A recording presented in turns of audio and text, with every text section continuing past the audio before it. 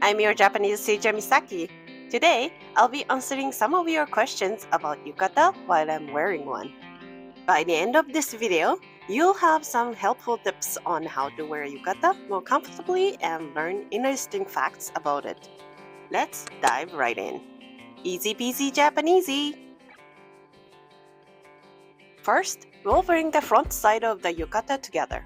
When doing this, make sure your right side is tucked in and your left side is on top. It should form the shape of the letter Y when someone looks at your yukata. I like to remember it as the katakana character so. You can also think of it as right goes in. This rule applies not just to yukata but also to kimono and juban, the undergarment worn beneath kimono. If you get this wrong, it can be quite embarrassing because in Japanese culture, the right side must always be folded over the left for the living. This practice has deep roots in traditional burial customs, where the left side is folded over the right for the deceased. In the past, it was believed that everything in the afterlife was the opposite of the living world.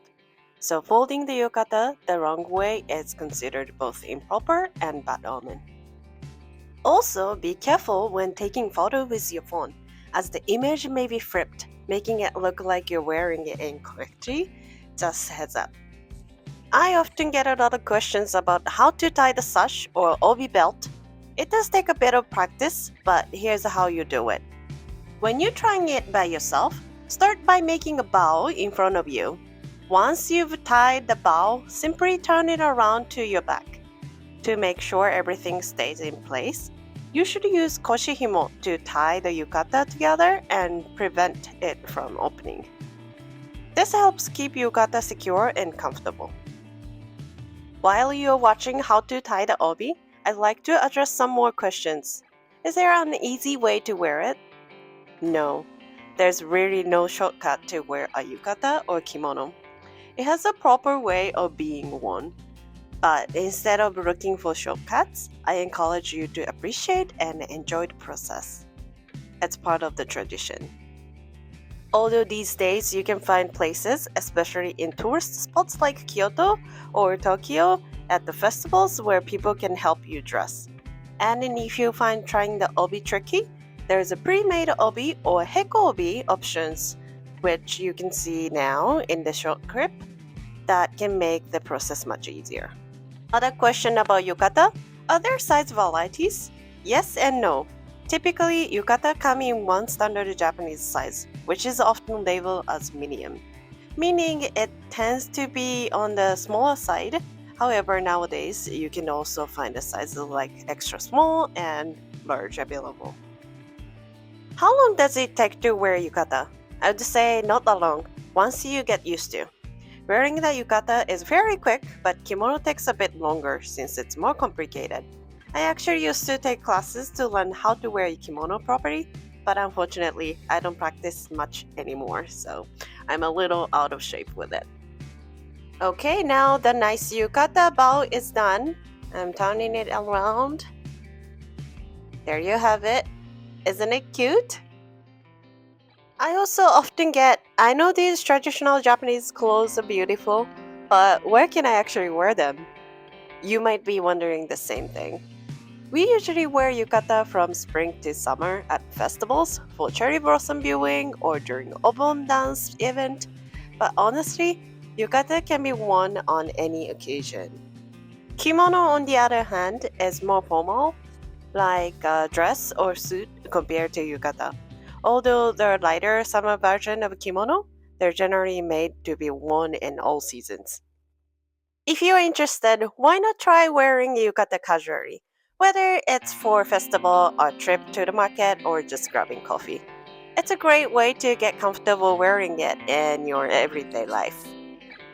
Now let's talk about pockets on yukata and other types of traditional Japanese clothing. According to my research, the concept of pockets as we know them on Western clothing wasn't introduced to Japan until Meiji era, which began in 1868. Interestingly, it is said that the use of pockets originally emerged in 16th to 17th century to conceal important or private items. This adds a unique historical layer to how we think about clothing and functionality in traditional Japanese garments.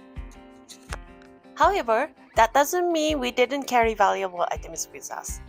In yukata or kimono, there's a part called tamoto, which refers to the back leg portion of the sleeves.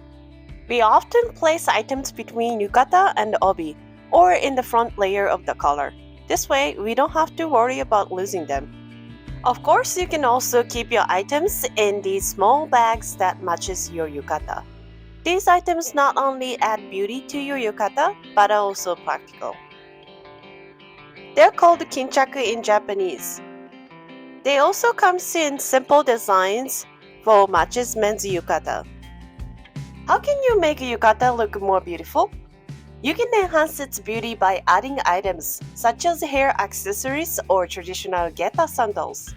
These small touches can really elevate your overall look.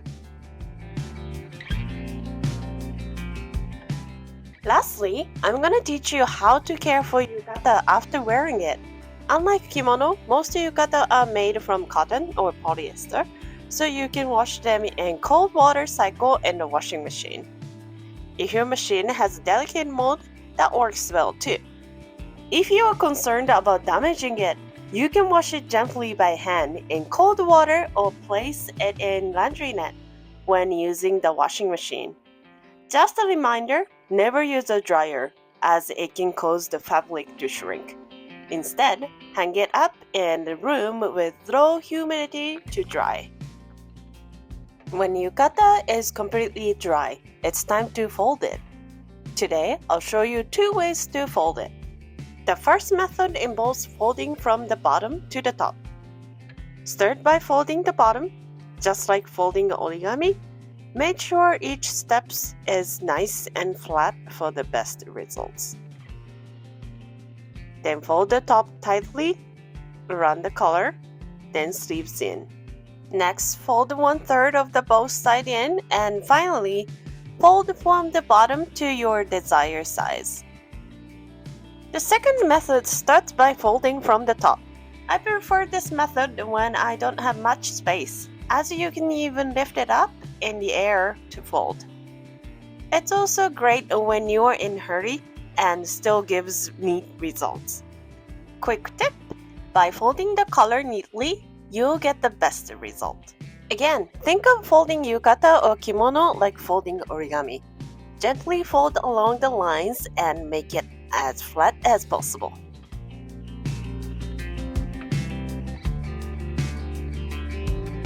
There you have it.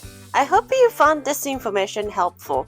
If you're interested in getting your own yukata, I recommend checking out the online shop Pack West Kimono.